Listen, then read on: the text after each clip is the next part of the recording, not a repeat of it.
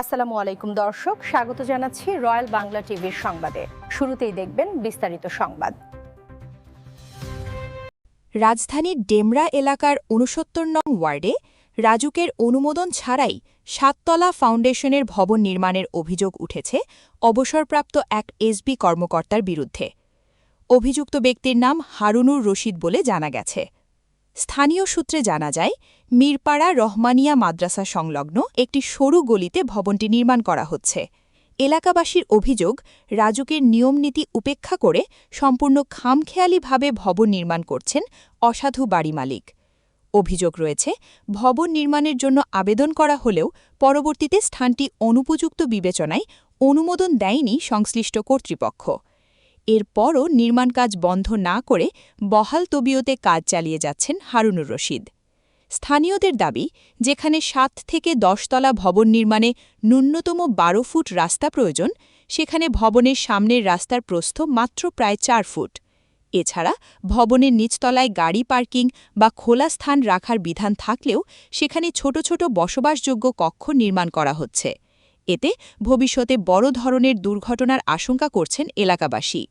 এলাকাবাসীর ভাষ্য, অপরিকল্পিত ও অনুমোদনবিহীন এ ভবন যে কোনো সময় ভয়াবহ ঝুঁকির কারণ হতে পারে।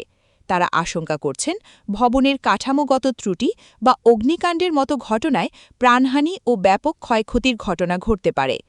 অনেকেই অতীতের ভয়াবহ রানা প্লাজা ধস দুর্ঘটনার উদাহরণ টেনে উদ্বেগ প্রকাশ করেছেন।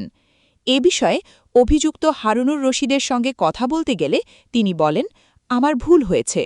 এসবি থেকে অবসর নেওয়ার পর কিছু টাকা পেয়েছি, সেই টাকা দিয়ে থাকার জন্য বাড়িটি নির্মাণ করছি। অনেকেই তো অনুমোদন ছাড়া বাড়ি করছে, আমি করলে দোষ কি?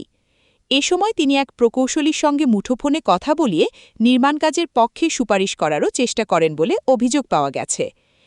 আতাউল্লাহ সব অনুমোদন দিছে?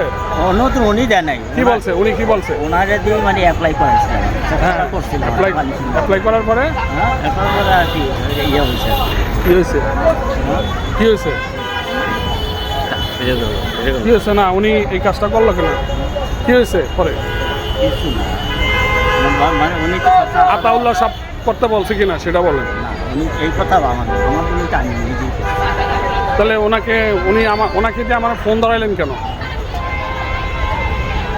হ্যাঁ, ওনার বলছিল যে আমিও তো ওনাকে বলে দেবো। এদিকে স্থানীয় কয়েকজনের দাবি, চাকরিকালীন সময় অনৈতিকভাবে বিপুল সম্পদের মালিক হয়েছেন হারুনুর রশিদ।